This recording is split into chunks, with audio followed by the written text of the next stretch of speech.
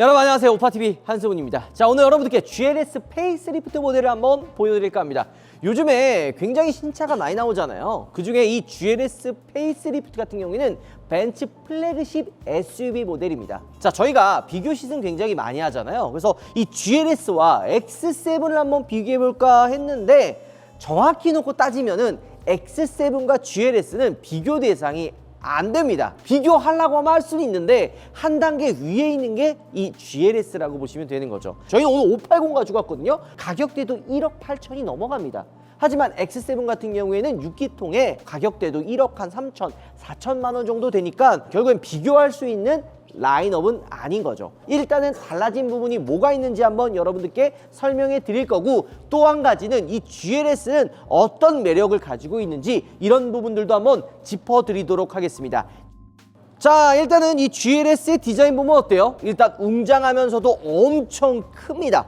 존재감 하나를 확실하게 보여주는데 보통 이 정도 금액대 차를 사는 분들, 특히나 이 GLS 같은 SUV 플래그십 사는 분들은 차 크기가 좀 큰 차들을 원해요. 그런 부분에 있어서 이 GLS 페이스리프트를 거쳐서 이 중앙에 있는 일명 개벽다구 같은 이 라디에이터 그릴, 개벽다구라고 하면 좀 그렇긴 한데 이게 약간 호불호가 좀 있는 것 같아요. 특히나 벤츠 라인업은 라디에이터 그릴을 되게 중요하게 생각을 해요. AMG 보통 한 줄 이렇게 나오잖아요. 한 줄이나 뭐 세로형 라디에이터 그릴이나 이런 걸 되게 많이 바꾼단 말이에요. 이번에 페이스리프트를 통해서 라디에이터 그릴이 변경이 됐는데 이게 아마 이제 벤츠 SUV 모델들에는 순차적으로 좀 들어갈 것 같아요. 최근에 저희가 이 G바겐 페이스리프트 위장막 사진을 찾았거든요. 그 차를 자세히 보니까 그릴이 얘랑 비슷한 거야. 그래서 벤츠 SUV들은 이 GLS에 들어가 있었던 라디에이터 그릴과 좀 통일된 느낌으로 좀 가져가는 거 아닐까라는 생각이 조금 들기는 합니다. 근데 반대로 약간 다부진 느낌으로 SUV에 좀 강인한 느낌을 주기는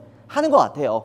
그리고 이 580 같은 경우에는 AMG가 기본적으로 들어가 있어요. 그래서 범퍼도 GT 성향으로 들어가 있고 휠 역시도 5스포크 AMG 휠이 기본적으로 들어가 있습니다. 게다가 투톤으로 다이아몬드 커팅 블랙으로 들어가 있는 것도 볼 수가 있죠. 일단 브레이크 디스크도 엄청 크지 않아요? 타공이 들어가 있는 대용량 브레이크 디스크가 들어가 있습니다.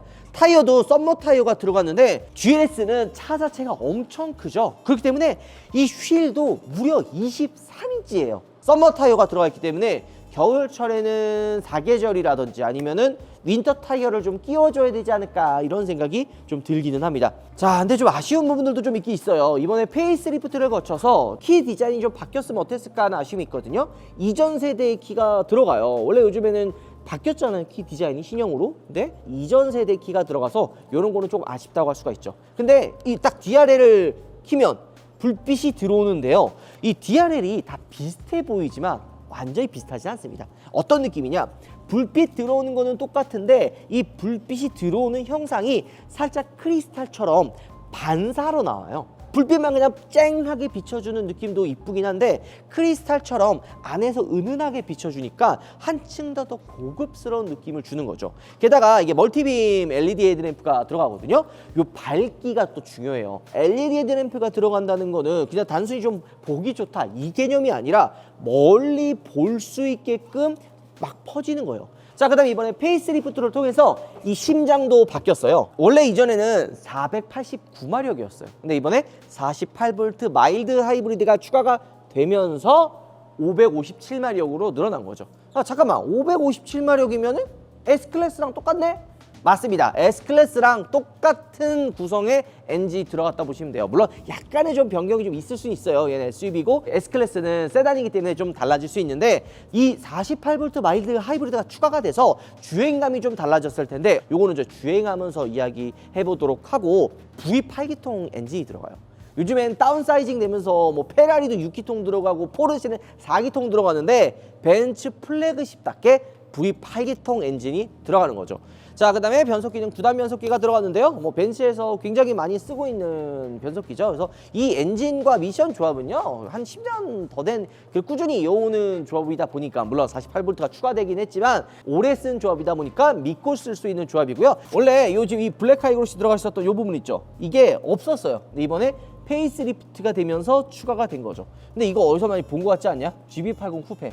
약간 그런 느낌이 좀 들기는 합니다. 자, 그리고 루프렉이 위쪽에 들어가 있죠. SUV를 타시는 분들은 루프렉 활용을 많이 하시더라고요. 근데 GLS를 타시는 분들이 이 루프렉을 쓰는 경우는 거의 못 봤어요. 근데 대부분 못 보긴 했지만 어쨌든 루프렉 있고 없고 차이는 굉장히 크고 차가 굉장히 높죠. 엄청 사이즈가 크단 말이에요. 딱 봐도 뭔가 압도적인 분위기를 보여주는 그런 느낌이 듭니다. 뒤에 후면부도 달라진 부분들이 많이 없기는 해요. 워낙 이 GLS 자체가 잘 나왔기 때문에 그렇게 많이 달라지진 않았거든요. 자, 그리고 벤츠가 페이스리프트라면은 가장 많이 하는 부분이 뭔지 알아요? S클래스 때도 그랬고 이번 GLS 때도 이 페이스리프트라면서 안쪽에 그 형상을 조금 바꿨습니다. 원래 기존 이 GLS는요, 요 테일램프의 등이 테두리에 약간 이렇게 걸쳐 있는 듯한 이런 느낌이었는데 이번에 페이스리프트라면서 중앙에 있는 듯한 느낌으로 바꿔줬죠. 근데 요게 어디서 많이 봤나 했더니만 저는 약간 EQ 시리즈에서 보는 테일램프의 느낌이 조금 나는 것 같아요. 근데 요게 이게 딱 세 개 들어간 게 뭔가 우리는 밑에 GLE와 GLC가 있고 세 등급짜리 제일 높은 애다 라는 걸 좀 보여주는 듯한 그런 느낌이 있습니다. 그냥 뇌피셜이고요. 방향 지시등 한번 켜줄래요? 자, 방향 지시등은 이 밑에 LED 형태로 들어옵니다. 보통 이런 식으로 좀 심플하게 들어올 줄 알았는데 요 옆에 밑으로 들어가고요. 후진등은 요 위쪽에 있어요. 보통 후진등이 밑에 있잖아요. 근데 GLS는 이 위쪽에 달려 있죠. 그래서 요거는 밑에 가까운 만약에 사물이 있으면 잘 안 보여요. 하지만 이게 또 카메라가 있기 때문에 인식을 하고 이 뒤쪽에 있는 후진등은 좀 멀리 있는 공간에 사물을 좀 밝게 비춰줍니다. 이런 것들도 좀 차이점이라고 할 수가 있죠. 자, 그리고 이 밑에 머플러 팁 있잖아요. 요즘에 나오는 차들 대부분이 이 머플러 팁이 가짜로 나와요. 이거는 이제 배출 가스나 이런 부분 또 원가 절감도 분명히 있겠죠. 그런 부분 때문에 그냥 머플러 팁만 만들어 놓는데 GLS는 1억 8천이라는 금액과 어울리게 진짜 머플러 팁입니다. 근데 이거 되게 와이퍼가 좀 아기자기하다, 좀 사이즈가 좀 더 컸으면 어땠을까 하는 생각도 있고 히든 타입으로 이 안쪽에 들어가 있으면 훨씬 더 고급스러운 느낌을 좀 줄 것 같거든요. 왜냐면 이 GLS도 이 뒤쪽에 후면의 라인이 평평하고 존재감이 있어 보여요. 근데 와이퍼가 살짝 전체적인 흐름을 좀 깨는 듯한, 좀 없어 보이는 느낌이 좀 들긴 합니다. 그리고 이 뒤에 보면 어떤 느낌이에요? 크롬이 굉장히 많죠. 중간에 있는 이 좌우 테일 램프를 이어주는 이 크롬 몰딩과 이 트렁크 리드 하단에 있는 이 크롬 몰딩도 이 GLS가 고급차인 거를 어느 정도 보여주는 거죠. 소비자분들, 특히나 이 차를 좋아하는 분들의 연령대에는 이런 좀 크롬 반짝반짝한 거 있잖아요. 이런 거 좋아해요. 바라보는 시선이 연령대별로 보는 시선이 많이 달라집니다. GLS를 할 만한 분들은 이런 크롬을 굉장히 좋아하는 거죠. 자, 트렁크를 한번 볼까요? 일단은 에어 서스펜션이 들어가 있기 때문에 차고의 높이를 조절할 수가 있습니다. 이거 속도가 좀 천천히 내려가서 불편하다고 말씀하시는 분들도 있어요. 근데 적응하면 되지 않을까 이런 생각이 들고 1열과 2열, 3열에 총 7명이 앉을 수가 있는데요. 앞쪽에 2명, 2열에 3명, 3열에 2명이 탈 수가 있게끔 되어 있습니다. 3열 시트가 이렇게 지금 펴져 있기 때문에 공간이 좀 협소해가지고 트렁크가 좀 손해볼 수 있거든요. 근데 이것도 되게 넓은 거예요. 그냥 일반적인 차들은 이 7인승 모델을 만약에 3열 시트를 피잖아요. 그럼 트렁크 공간이 거의 아예 없어요. 그냥 사용을 못 하는데 3열을 폈는데도 GLS는 차 크기가 워낙 크니까 트렁크 공간이 또 따로 나옵니다. 그러면서도 아기자기하게 그 와중에 미니 러기지 스크린이 들어가네요. 그 다음에 이 러기지 스크린 있잖아요. 나 만약에 3열 안 써 그러면 이 3열 시트를 접으면 돼요. 전동으로 다 작동이 되고 이런 식으로 접어놓으면 됩니다. 근데 재미난 게 지금 보면요, 앞에 2열 시트가 뒤로 좀 눕혀 있으면 3열 시트가 안 접히거든요.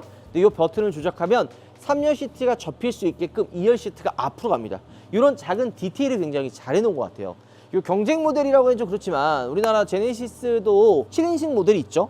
GB80. GB80은 3열 시트를 조작을 하는데 2열 시트가 같이 안 움직여요. 따로 나눠져 있어요. 그래서 3열을 조작하려면 2열을 내가 가서 수동으로 만진 다음에 3열을 조작해야 되는 거죠. 이런 부분들이 좀 불편하기는 합니다. 근데 이 GLS는 앞에까지 2열 시트까지 알아서 조절할 수 있게 되어 있고요. 이 러기지 스크린이 저 안쪽에 보면 꽂을 수 있는 데가 하나 더 있어요. 뒤쪽에다가 꽂아서 사용할 수도 있습니다. 3열 시트를 안 쓸 때 기준이에요. 그리고 이렇게 3열도 다시 전동으로 필 수가 있는 거죠. 자, 그리고 이쪽에 보면 2열 시트도 접을 수가 있어요. 자, 이런 식으로 2열도 전동으로 시트가 조절이 됩니다. 고급차라는 거를 이런 부분에서도 알 수가 있는 것 같아요. 그 다음에 2열에 모니터가 있잖아요. 이 모니터도 치지 않게끔 시트 배열을 조절을 잘 해줍니다. 요거 GB80 또 안 되거든요. 그래서 2열 접을 때 앞에 이제 막 부딪히고 이런 경우가 있는데 이런 것들도 조절할 수가 있고요. 번거롭게 조절하는 게 어렵다 하면은 한 번에 그냥 시트에다 조절하는 버튼들도 있거든요. 보통 이제 캠핑이나 이런 거 쓸 때 많이 이용한다 보시면 됩니다. 자, 이쪽에는 히든 수납 공간이 또 따로 있어요. 이 트렁크 공간이 좁다 하면은 이 밑에 그냥 완전 뻥하게 뚫려 있거든요. 이 공간으로 수납하면은 됩니다. 자, 이제 주행을 본격적으로 한번 해볼 텐데요. 뒤쪽은 지금 뭔가 낮아 보이죠? 이거는 이제 트렁크 아까 높이 조절한다고 제가 내린 거고, 원래는 좀 위로 올라가 있습니다. 그 다음에 이 사이드 스텝은 제가 항상 좀 불편하다라는 이야기를 많이 하죠. 이게 약간 어정쩡한 위치에 있어가지고 타고 내릴 때 조금 힘들다라는 생각이 좀 듭니다. 자, 그리고 이중적 반율이 들어가 있고, 차를 탈 때 가장 중요한 부분들, 차가 나를 반겨주는구나 라는 느낌을 받으면 되게 기분이 좋잖아요. 문을 딱 열면 벤츠의 로고가 이 사이드 미러 밑으로 비춰집니다. 여기 끝이 아니에요. 문을 열면 이 도어 스칼 램프가 밑에 스타 로고로 바뀝니다. 그리고 그냥 딱 비춰주는 게 끝인 게 아니라 밤하늘의 별빛처럼 이 군데군데 스타 로고의 불빛이 순차적으로 들어와요. 약간 별똥별 같은 느낌도 들어오는데 이런 디테일들은 정말 잘한 것 같습니다. 이런 비싼 차에 걸맞는 감성들을 많이 집어넣은 것 같아요. 자, 이제 본격적으로 한번 출발해 보도록 하시죠. 가시죠. 자, 일단은 GLS 주행에 앞서서 실내부터 한번 이야기해 볼게요. 핸들 디자인 바뀌었고 실내 디자인도 소소하게 변경이 됐어요. 근데 뭐 이렇게 엄청 드라마틱하게 변경된 거는 아니죠. 저는 이 GLS를 딱 타면 느끼는 거는 이 GLS가 보여주는 이 부분이 S클래스와 보여주는 부분과는 좀 다른 부분들이 좀 있습니다. 가격도 GLS가 좀 더 저렴합니다. 오히려 이 SUV이고 아니 좀 더 차도 크고 이런 거 생각을 하면은 S보다 더 비싸야 되지 않을까 생각이 드는데, 얘는 지금 GLS 580 모델이에요. S클래스 580이 2억 한 2천 정도 되거든요. 근데 GLS 580 같은 경우에는 1억 8,150만 원입니다. 그리고 두 가지 모델이 나오죠. 디젤 같은 경우에는 GLS 450으로 1억 6,160만 원이죠. 가성비로 따지면 GLS가 더 좋잖아. 저도 그렇게 생각을 해요. 승차감, 주행감 이런 부분에서는 S클래스보다 좀 더 좋은 부분들도 분명히 있어요. 그리고 부족하지 않거든요. 그러면서도 가격이 훨씬 더 저렴하죠. 증강현실 내비게이션 다 들어가고요. 헤드업 디스플레이를 통해서 이 증강현실 내비게이션도 같이 나와요. 멀티 앰비언트 라이트도 다 나오고요. 그 다음에 이제 MBUX, 새로워진 MBUX까지도 다 들어가죠. 무선 안드로이드 오토, 애플 카플레이도 다 들어갑니다. 게다가 S클래스에는 없는 냉온 컵홀더가 들어가는 거죠. 이거 되게 중요해요. 이거 별거 아닌 것 같지만 냉온 컵홀더가 들어가가지고 좀 더 편리하게 사용할 수가 있는 거죠. 그러면 가격 차이를 보면 S클래스가 되게 폭리를 취하는 것 같다 이런 생각이 들지만 그렇진 않습니다. 다 이유가 있어요. 이 GLS는 주행에 대한 퍼포먼스나 이런 승차감은 거의 비슷하나 이 소재에 대한 부분은 차이가 많죠. 이 A필러나 B필러 이런 부분들 블랙 헤드라이닝이 들어가 있기는 하지만 어쨌든 가죽이나 알칸트라 재질로 되어 있지 않고요. 시트는 나파 가죽으로 들어가 있어요. 580엔 나파 가죽, 450은 일반 그냥 가죽이 들어가 있는데, 요 나파 가죽이라 그러면 다 나파인 줄 알지만 요 대시보드 상단, 센터 콘솔 이런 부분들, 도어 상단 이런 부분들은 그냥 일반적인 인조 가죽이 들어가 있어요. 내가 딱 앉아 있는 요 부분만 나파 가죽으로 들어가 있다고 보시면 돼요. 이런 부분에서 급을 좀 나눈 거죠. 왜냐면 S클래스는 요 위쪽이나 다 이런 전체적인 소재들을 고급 소재를 넣어줘요. 가죽 아니면 알칸트라 소재로 좀 넣어주면서 급 차이를 보여주는 것 같습니다. 그리고 이 GLS도 방향제가 이 내장이 되어 있어요. 그래서 이 송풍구를 통해서 은은하게 퍼져 나와요. 보통 이런 방향제가 그냥 이런 송풍구에 꽂아 놓으면 좋기는 해요. 근데 향이 너무 좀 세서 싫어하는 분들도 있거든요. 이게 메리피형으로 들어가 있으면 보통 7시리즈 S클래스, GLS 차 같은 플래그십에 들어가는데, 이게 내장이 되어 있으면 안쪽에서 은은하게 냄새를 좀 풍겨주기 때문에 이런 부분에서는 좀 소비자분들이 좋아하는 부분들이 많죠. 근데 요거 갈아주는 것도 좀 귀찮기는 해요. 2달에 한 번 정도 교체를 해주나? 이렇거든요.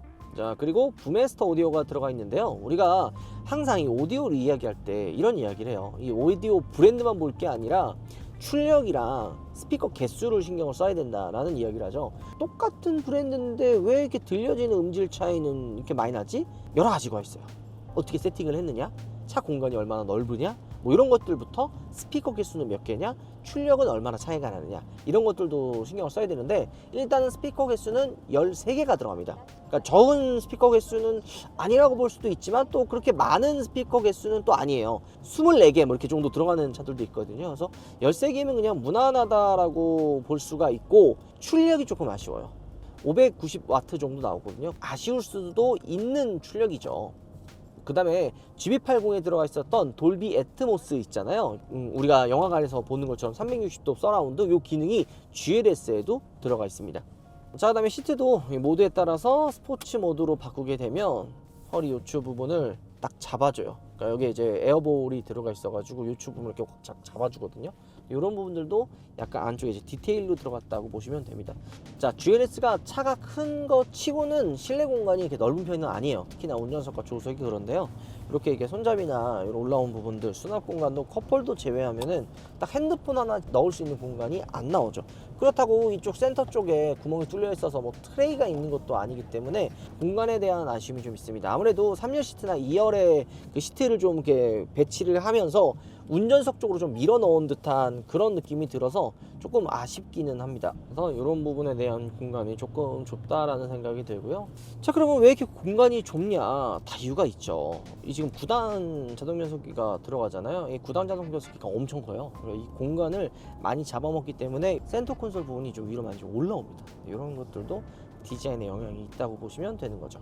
시트 포지션은 SUV답게 굉장히 높은 편이긴 한데, 경쟁 모델이라고 할 수 있는 다른 차에 비해서는 막 그렇게 엄청 높은 편은 아니에요.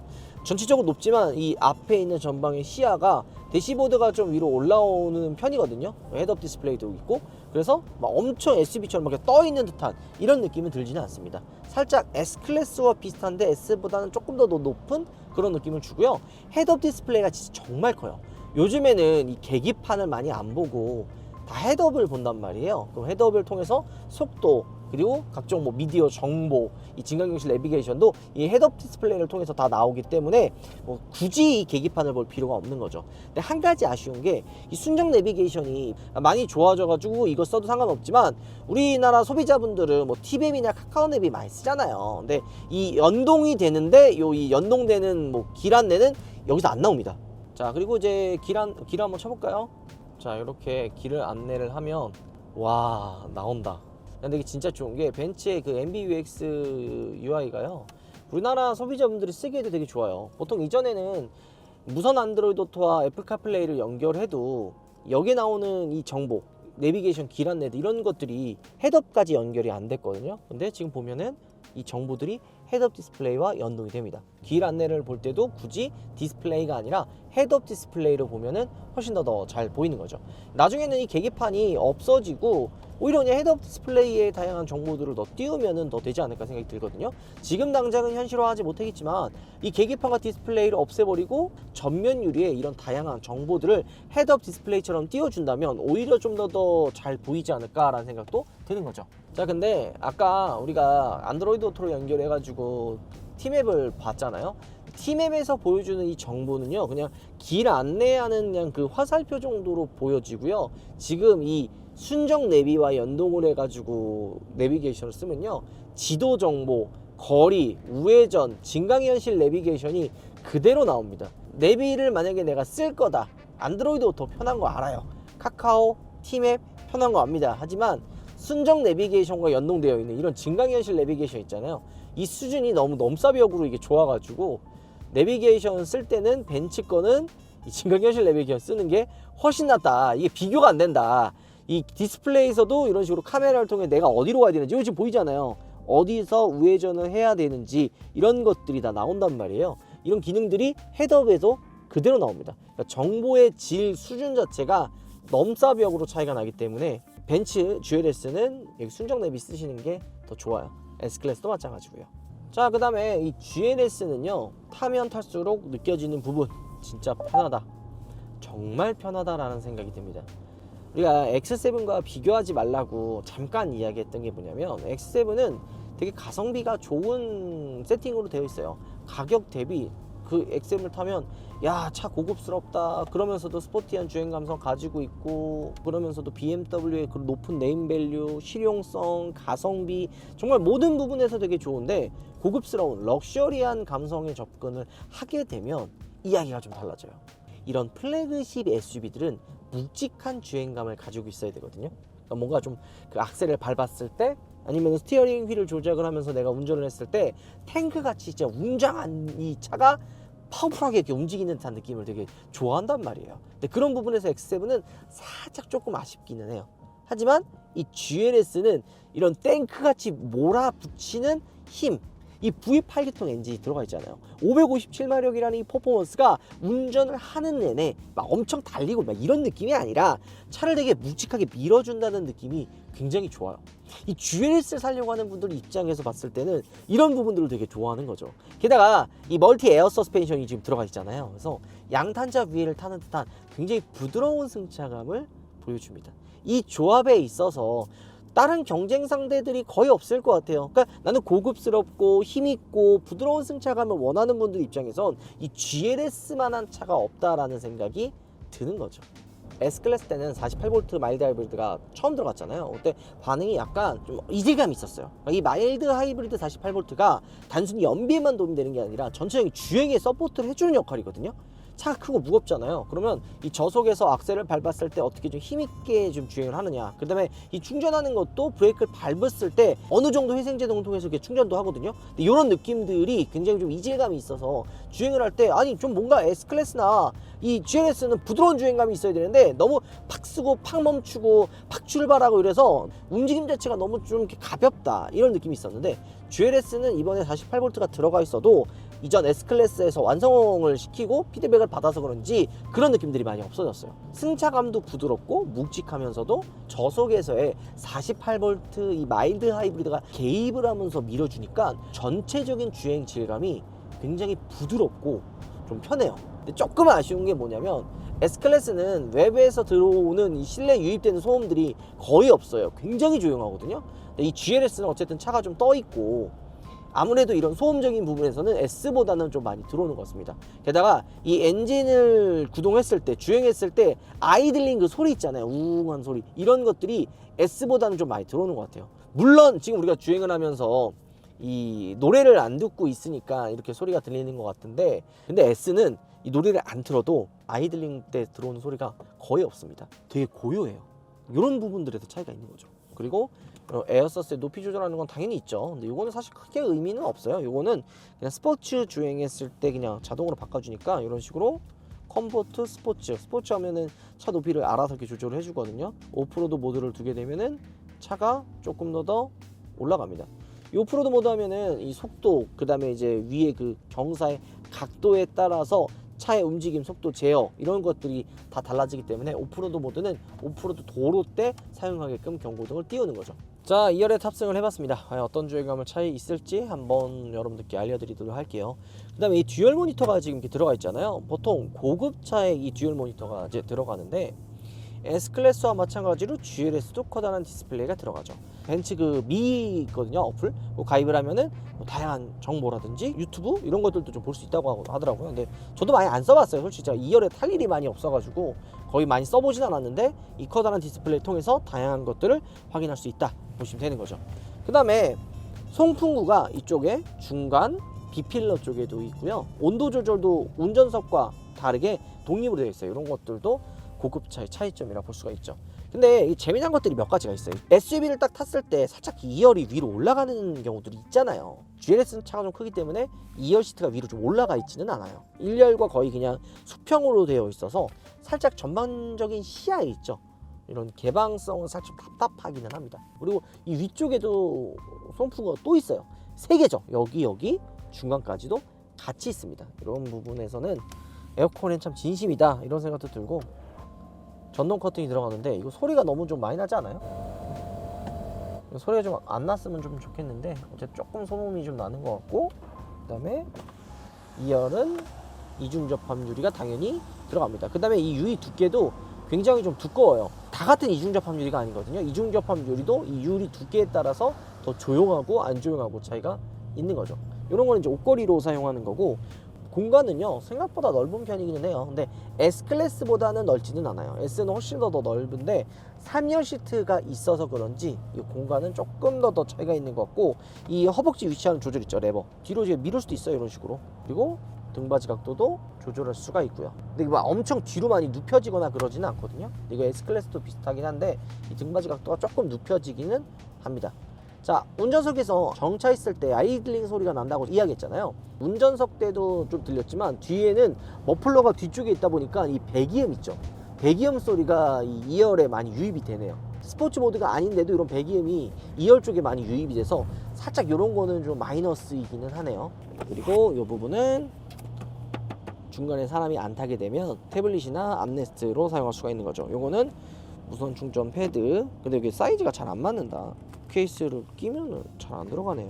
그리고 고속 충전입니다. 이거 고속이냐 일반이냐 충전 속도도 달라요. 여기 태블릿이 지금 빠져 있어요. 태블릿은 시승차이기 때문에 없는 거예요. 원래 시승차 아니면은 여기 태블릿이 좀 들어가거든요. 그러면 모니터가 실질적으로 3개가 되는 거예요. 여기는 간단하게 이런 식으로 수납 공간으로 사용할 수 있고요. 컵홀더는 어디냐? 앞쪽에 있어요. 제가 멀미를 많이 타는 편이다 보니까 2열에 탔을 때 1순위로 생각하는 게 멀미가 나냐 안 나냐 거든요.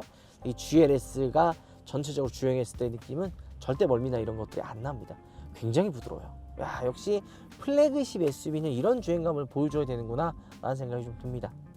이 GLS를 3열 때문에 구매하시는 분들도 좀 있어요. 뭐 많지는 않을 것 같은데 3열을 한번 보면 이렇게 시트 뒤에 레버가 하나 있거든요. 그 레버를 이렇게 꾹 누르면 시트가 자동으로 앞으로 넘어옵니다.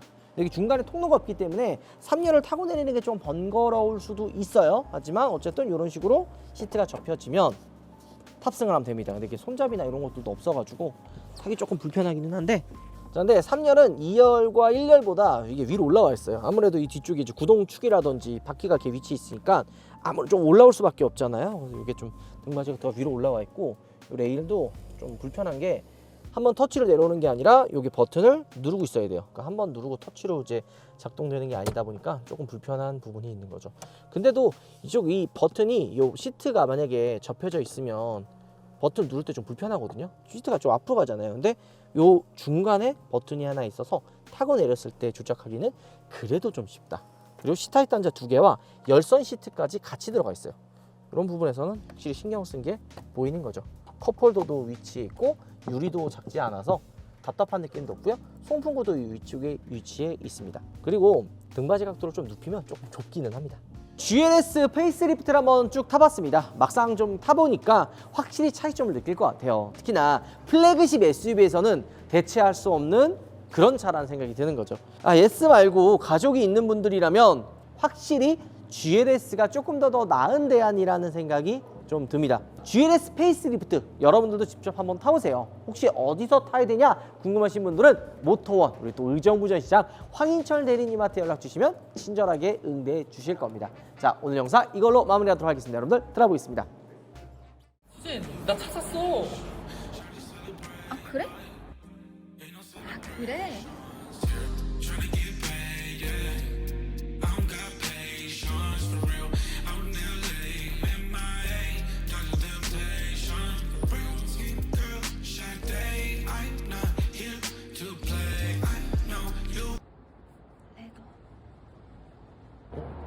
고마워. 고마워.